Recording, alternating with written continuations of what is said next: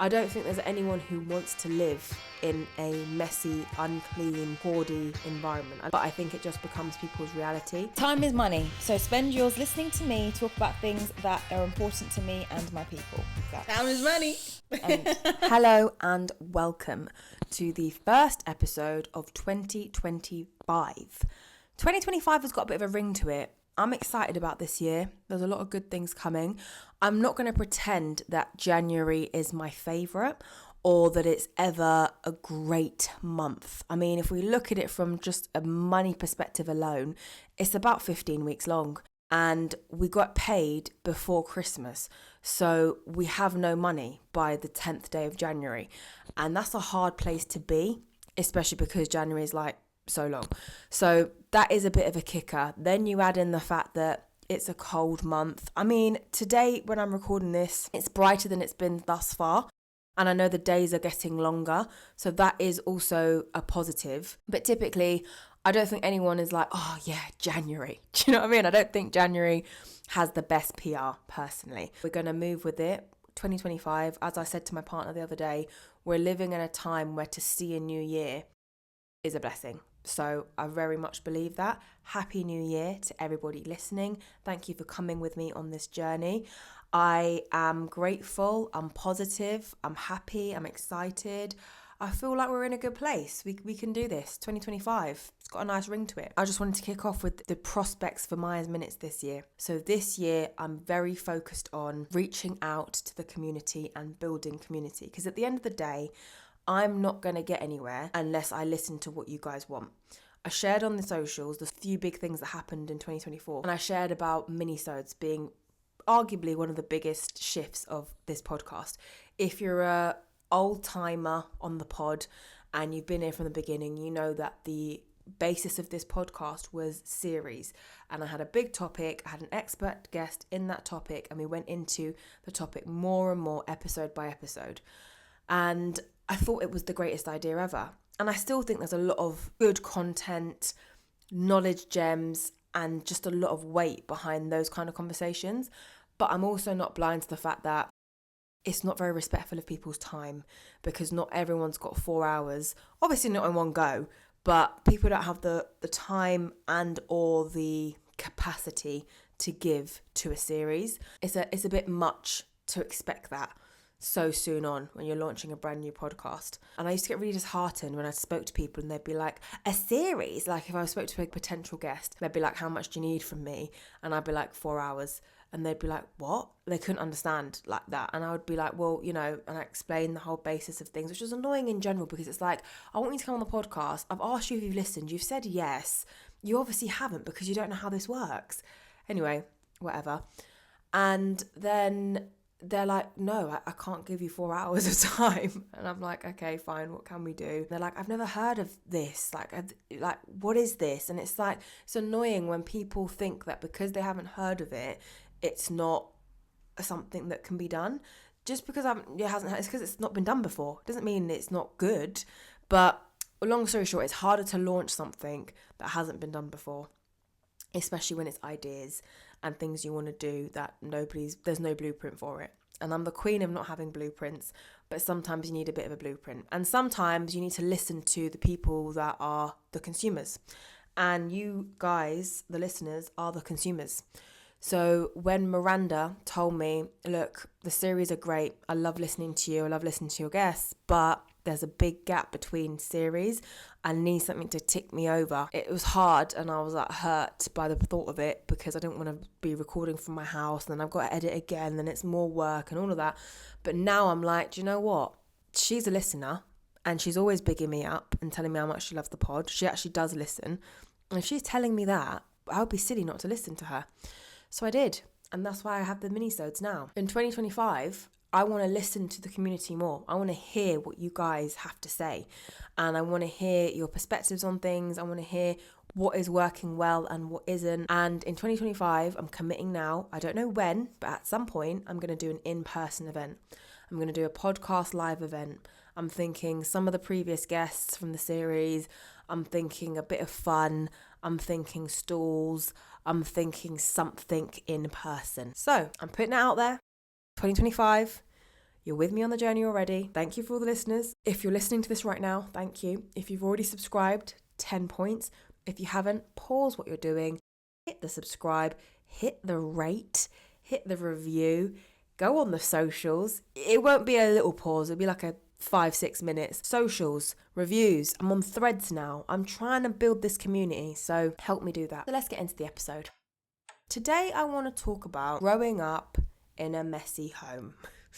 Now, it sounds silly and it sounds a little bit trivial, but I was only until I moved in with my partner that I realised how much chaos I've actually grown up in. And this is not uncommon for people who come from quote unquote dysfunctional families. It's pretty common knowledge that people hoard because of emotional trauma, and hoarding material objects is a way of people feeling like they have control over things. They're not letting anything go. A psychologist could tell you more than what I can. This is just from like my own reading and my own experience. Long story short, hoarding and messy homes is a reflection of the mind.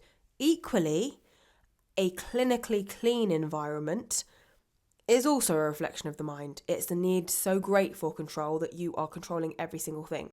So neither is good. But I didn't know this. The vast majority of people live in something in the middle. Mine was very much on the deep end of the spectrum of mess and chaos. I'm such a capable person, if I say so myself, but I do still struggle with like some very basic things when it comes to cleaning and tidying and just the extra mile of putting things away and stuff like that. It's just not in me because it's just not been a habit. It's not been something I've made to do. It's not something I've grown up in.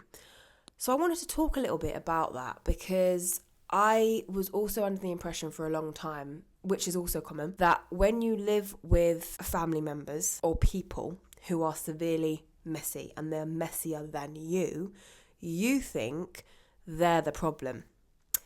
And I'm not saying they're not, but you can't think that by being around that 24/7, there's not going to be some kind of rub off on you.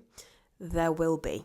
And I had to learn that the hard way. So I don't want you to go down the road of thinking, oh no, when I've got my own space and when I've got my own environment, it's not going to be like this. Oh, I hate this. I would never want this. Because before you know it, you are doing things that you didn't like when you were there. So this is a reality that presents itself to me every day in my relationship. My partner did not grow up like that. He grew up in a very tidy, clean environment. And I think people that did grow up like that can never really relate to people who haven't. It's a superpower in one sense because I'm able to operate in severe levels of chaos. Like if this room right now was filled with stuff, I would still be able to talk to you like this. I would still be able to get on with my work. I'd still be able to block all of that out, find somewhere to sit and just get on with it.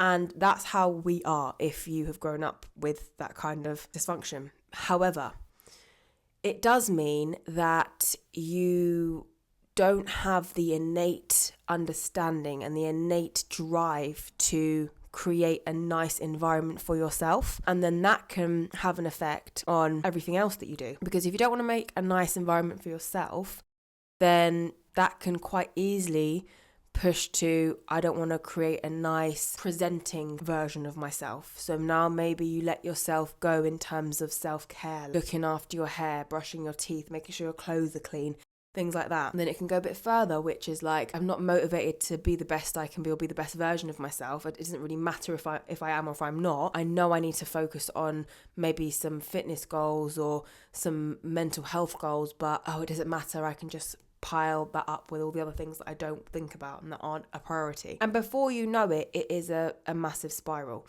It's not by coincidence that people who are on, the shows like Top Hoarders, whatever that show used to be, it's not a coincidence that the majority of people who are on that show also have neglected aspects of their own self-care.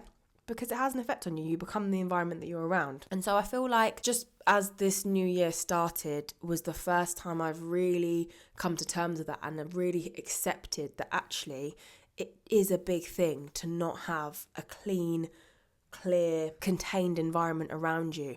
Your environment needs to be, and your home particularly, needs to be your safe space, needs to be your haven. And how can it be when there's stuff everywhere? And It sounds like I'm being really ignorant to the reasons people live like this. 100%. Sometimes it is because people live in extreme poverty, for example. They don't have the money to make their environment nice. They don't have the capacity. People struggle with all kinds of issues and they don't have the capacity to make their environments nice. And obviously, I'm being understanding of that and I'm empathetic of that, obviously. I'm speaking to the people that have all of the capacity, have all of the options, could afford a cleaner, could afford a person to come and help them. But it's just the mental block that stops them from doing that. And it's because people don't realise that their reality is what it is. You just become used to it. And when my partner used to come to my house that I used to live in, he used to always say, like, how do you live like this? And I used to be like, what are you talking about? It's not that bad. You're the problem. You're so weird. You're so OCD. You think this is really bad, but it actually isn't. And then when I now don't live there and I go back, I'm literally sat there thinking, how do you live like this? And it's because you just become used to it. So if you're in a situation that I used to be in, I'm not saying this from a judgmental perspective of you're so messy or you're so this. I'm not saying that because I've lived that, I've been that. If I don't try really hard, I am that. But you need to remove yourself from the situation to know how bad it is. And you need to also keep your environment as, even if you live in a studio with someone else who's extremely messy and you can't stand it, you have to keep your little area clean for you, because then you maintain the ability to do it. You maintain the ability to know that this is how it should be. And you maintain the understanding that when I have my own space, it's going to be fine. But we don't live with people who respect the environment and they keep it not very nice. You can just give up because you feel like, I'm the one always trying to clean this. I'm always trying to make this nice. I'm always trying to sort this out. And you just get to a point where you're like, I'm not doing this anymore. This is long. I can't be bothered to do this. And the minute that happens, you become the same and it's dangerous. And then when you're not in that environment, you have to work 10 times as hard to get those habits realigned and be better and be tidier and be neater and care more about where you live and what your environment is. So I just thought it was important to shed some light on that because it's something we don't talk about. And that feeling that people who grow up in hoarding homes, I felt it my whole life. When you have friends and you go to your friends' houses and their houses are so tidy and so clean and put together, and then you come to yours and you're like, oh my God. And then when they come to yours and you see their reaction, and then when people come over and then your family or whoever you live with is like trying to scramble to sort things out and make things presentable, that is a fear and an embarrassment and a feeling that lives within you and never goes away. And it's hard to describe that to people. So I wanted to acknowledge people who feel that and live with that because it's very real. And I see you. And then I also wanted people who have no understanding for it and people who just judge people who live in mess to understand where it comes from. I don't think there's anyone who wants to live in a messy, unclean, hoardy environment. But I think it just becomes people's reality.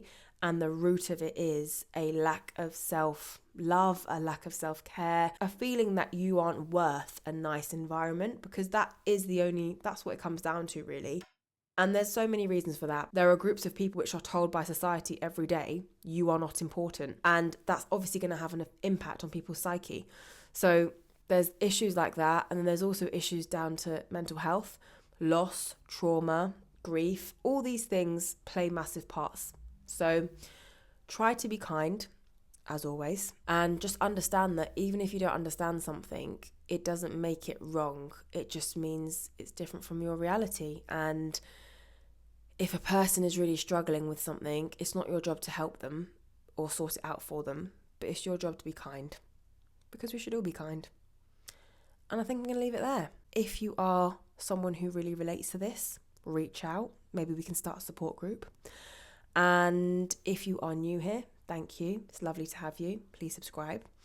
And I look forward to seeing you next week. Normal releasing shall resume now because the Christmas period is over and I'm not leaving my house in January. Like I said, I can't afford to go anywhere because I haven't been paid and won't be for years. Thank you, everybody. Wishing you a great start to the new year. And I will see you next week. Mwah.